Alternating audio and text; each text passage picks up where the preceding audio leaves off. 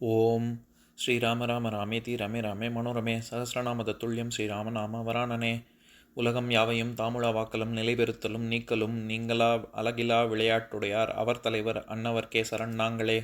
எத்திர எத்திர ரகுநாத கீர்த்தனம் தத்திர தத்திர கிருத்தமாஸ்தகாஞ்சலிம் வாஷ்பவாரி பரிபூர்ணலோச்சனம் மாருதிம் நமது ராட்சசாந்தகம்.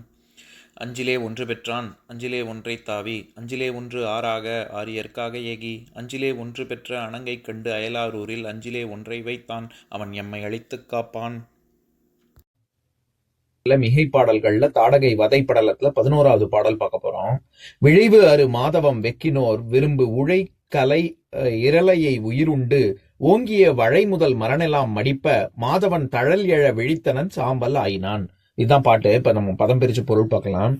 விழைவு அரு மாதவம் வெக்கினோர், விருப்புக்களை விடுத்து தவம் மேற்கொள்பவர்கள் ஆசைப்படக்கூடிய விரும்பு உழை கலை இரளையை உயிருண்டு, அவர்கள் விரும்பும் பசு மான் புல்வாய் போன்றவற்றை உண்டு ஓங்கிய வழை முதல் மரனெல்லாம் மடிப்ப, ஓங்கி வளர்ந்த சுரபுன்னை போன்ற முதலிய மரங்களை எல்லாம் அழிக்க மாதவன் தழல் எழ விழித்தனன்.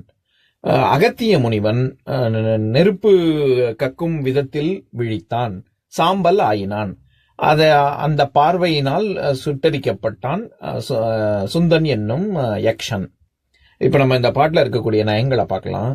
விழைவு அரு மாதவம் வெக்கினோர், அதாவது விழைவுனா விருப்பம்னு அர்த்தம். அந்த வெறுப்புகளுக்கு அப்பாற்பட்டவர்கள் தானே தவத்தை விரும்புவார்கள். அதனால விழைவே அறுத்துட்டு மாதவத்தை வெக்கினார். வெக்குதல்னாலே ரொம்ப அது தனக்கு வேணும் அப்படின்னு ஆசை கொள்ளுதல். அப்ப நமக்கு என்ன தோணும், அவங்கதான் விருப்பு விட்டுட்டாங்களே, அவங்களுக்குன்னு தனியா விருப்பு எல்லாம் ஒன்றும் கிடையாது. அப்படி இருக்கும் பொழுது தவம் மட்டும் வேணும்னு ஏன் நினைக்கிறாங்க? அதுவும் ஒரு வேட்கை தானே, அதுவும் வேணும்னு நினைக்கிறது தானே. அப்படின்னா நம்ம எப்படி அர்த்தம் பண்ணணும்னா, விடுபட்டு வீட்டு பேரை அடைவதற்கு விரும்புகிறார்கள் அப்படின்னு அர்த்தம் பண்ணணும். அதனாலதான் திருவள்ளுவர் கூட திருக்குறள்ல அவா அறுத்தல் அப்படிங்கிற அதிகாரத்துல 2வது குறள், அதாவது திருக்குறள்ல 362வது குறள், வேண்டுங்கால் வேண்டும் பிறவாமை மற்றது வேண்டாமை வேண்ட வரும் அப்படின்னு சொல்லியிருப்பாரு. அதுக்கு பரிமேலழகரோட உரையை படிக்கிறேன் கேளுங்க. வேண்டுங்கால் பிறவாமை வேண்டும், பிறப்பு துன்பம் ஆதல் அறிந்தவன் ஒன்றை வேண்டின் பிறவாமையை வேண்டும், அது வேண்டாமை வேண்ட வரும். அப்பிறவாமை தான் ஒரு பொருளையும் அவாவாமையை வேண்ட அவனுக்கு தானே உண்டாம். அதாவது அற்றது பற்றையில் உற்றது வீடு அப்படின்னு சொல்லுவாங்கல்ல. எது விருப்புகளை விடணும் அப்படின்னு முதல்ல எனக்கு எல்லா அசுரர்களும் என்ன சொல்லுவாங்க, எனக்கு சாகா வரம் வேணும்னு. இறக்காம இருக்கணும் அப்படின்னா பிறக்காம இருக்கணும், அவ்வளவுதானே. அதனாலதான் பிறக்காம இருக்கணும்னா நம்ம கொஞ்சம் கொஞ்சமா எல்லாம் அவாவை அறுத்தால் அந்த இது வேணாம் அது வேணாம்னு சொல்லிக்கிட்டே வந்தா கடைசியில பிறப்பும் இல்லாம போயிடும் அப்படின்னு திருவள்ளுவர் சொல்றாரு. அதையேதான் இங்க கம்பரும் சொல்றாரு. இந்த மாதிரி எனக்கு விருப்பெல்லாம் வேணாம் அப்படின்னு தவம் மட்டுமே எனக்கு வேணும் அப்படின்னு நினைக்கக்கூடியவர்கள், வீட்டு பேரை அடைய விரும்புபவர்கள், அவங்க எதெல்லாம் விரும்புறாங்க? விரும்பு உழை கலை இரளை அப்படின்னு. உழை அப்படின்னா பசுமாடு அப்படின்னு அர்த்தம். அதாவது உழைங்கிற சொல்லுக்கு பல பொருள் இருக்கு. இடம், பூவிதழ், அப்புறம் நரம்பு, இந்த மாதிரி அர்த்தம் இருக்கு. இதை தவிர பசுமாடு இல்லாட்டி மான் அப்படிங்கிற பொருளும் இருக்கு. அதாவது சமஸ்கிருதத்துல உஷா அப்படிங்கிற சொல்லுக்கு வைகரை, சந்தியா காலம், சாயங்கால வேலை ரெண்டுமே பொருள் இருக்கு. அதை தவிர பசுமாடு அப்படின்னு அர்த்தம் இருக்கு. அந்த சமஸ்கிருதத்துல இருக்கக்கூடிய உஷா தான் தமிழ்ல உழைன்னு வருது. அது பசு மான் ரெண்டையும் குறிக்கும். அதை தவிர கலைங்கிறது குறிப்பா கலைமான் பெண்மான குறிக்குது. அதே மாதிரி இரளைங்கிறது ஆண்மான குறிக்குது. பிங்கள நிகண்டுல 3167வது சூத்திரம், அதுல இரளை அப்படிங்கிறதுக்கான சொல்ல பத்தி சொல்றாங்க.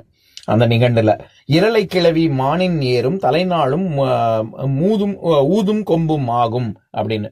அதேதான் வடமலை நிகண்டுலயும் 196வது சூத்திரம், இரளை எனும் பெயர் மானின் ஏறும் அசுபதியும் ஊதும் கொம்பும் ஆமே அப்படின்னு. அப்படின்னா என்னன்னா, மானனுடைய ஆண்மானுக்கு இரளை அப்படின்னு பேரு அப்படின்னு சொல்றாங்க.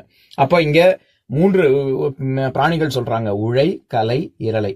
பசு மான், மான்லயே கலைமான் பெண்மான், ஆண்மான் இரளை. இது எல்லாத்தையும் யார் விரும்புறாங்க? தவம் மேற்கொள்பவர்கள் விரும்பும் இந்த பிராணிகள் அப்படிங்கிறாங்க.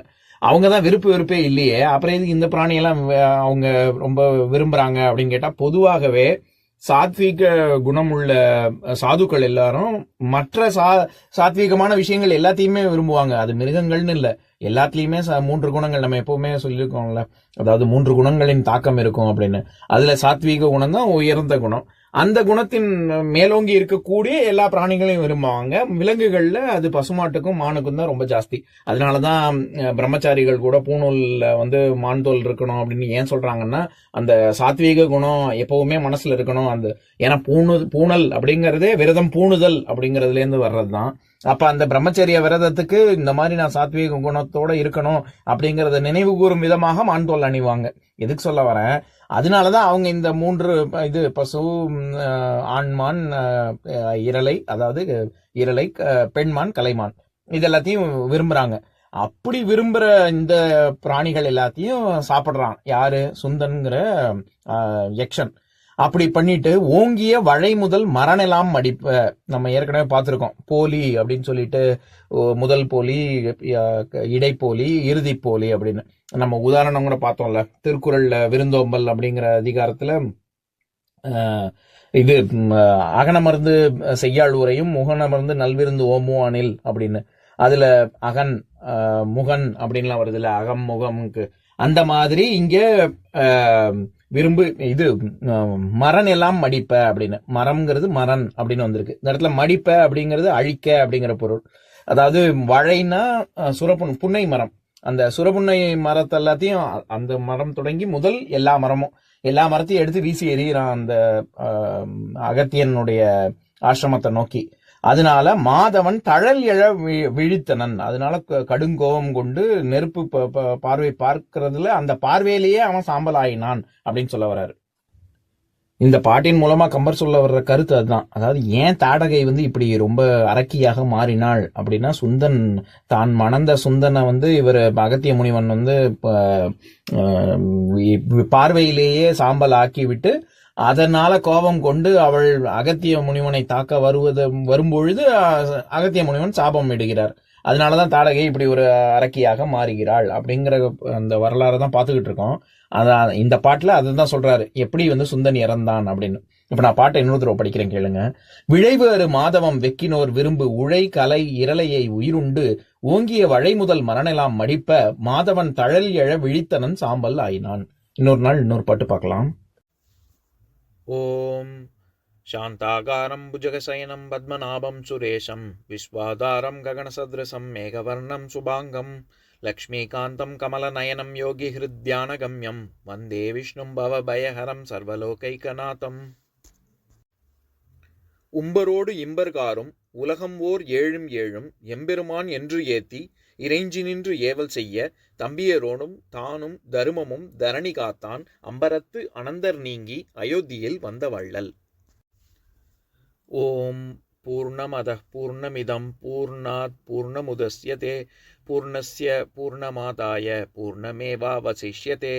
ஓம் சாந்தி சாந்தி சாந்திஹி. ஓம் சர்வேஷாம் ஸ்வஸ்திர்பவது சர்வேஷாம் சாந்திர்பவது சர்வேஷாம் பூர்ணம் பவது சர்வேஷாம் மங்களம் பவது. ஓம் சாந்தி சாந்தி சாந்திஹி. ஓம் சர்வே பவந்து சுகினஹ சர்வே சந்து நிராமயாஹ சர்வே பத்ராணி பஷ்யந்து மா கஷ்சித் துக்கபாக் பவேத். ஓம் சாந்தி சாந்தி சாந்திஹி.